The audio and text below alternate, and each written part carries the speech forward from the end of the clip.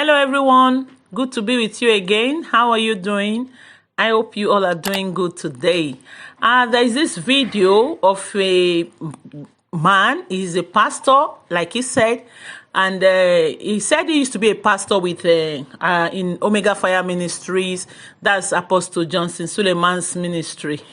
We all know the normal talk. You understand what I'm talking about? It's like funny, but it's not funny. Although people have come out before to say one or two things like this, but so at the end of the day, everything is being and swept under the carpet. So we don't know what's going to happen now. This man brought out this video and complained and cried, not even complained, cried bitterly of Apostle Johnson Suleiman sleeping with his wife.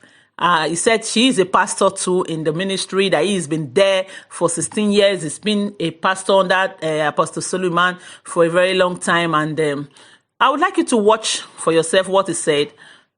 What should we do, or what should we say now? We've heard series like this coming out, but it's annoying when one particular thing keeps coming like this, and at the end of the people will say, people are doing this, are you sure? Or this, that different stories will come, we know. It's only God that knows the truth, but you watch for yourself, and I don't know, you can keep your opinion to yourself or say it out. Thank you. While I was in Osun State, they can attest to all of this. All of these things I'm saying are not new to anybody in Omega Fire Ministry, especially those who were in Auchi and all of that.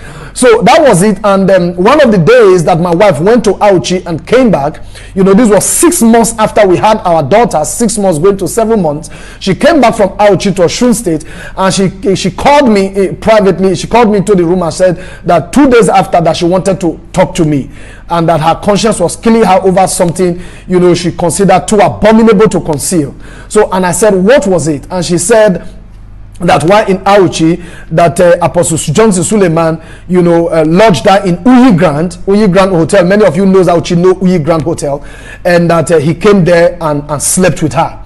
And in the moment he said that, the first thing, that came to my mind was about my daughter.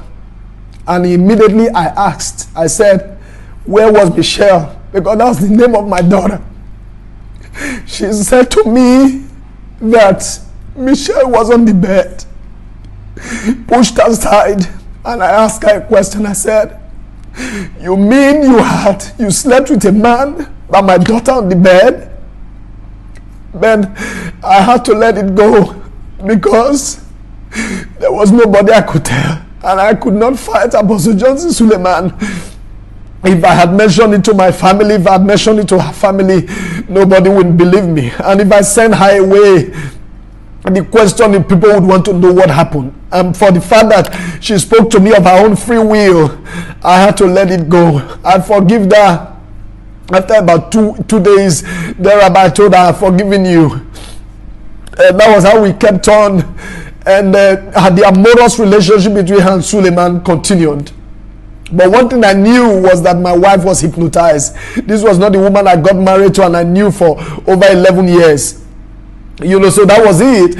And eventually, the situation degenerated and all of that. And eventually, in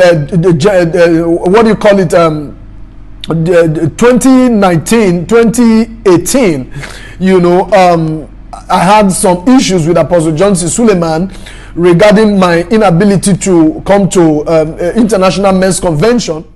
Okay, before I will conclude, it's very funny to me that I don't know, Apostle Johnson Suleiman, you said, according to this pastor of yours, or ex-pastor of yours, he said your wife is still a minister under you. How can you dismiss a pastor and you still keep his wife?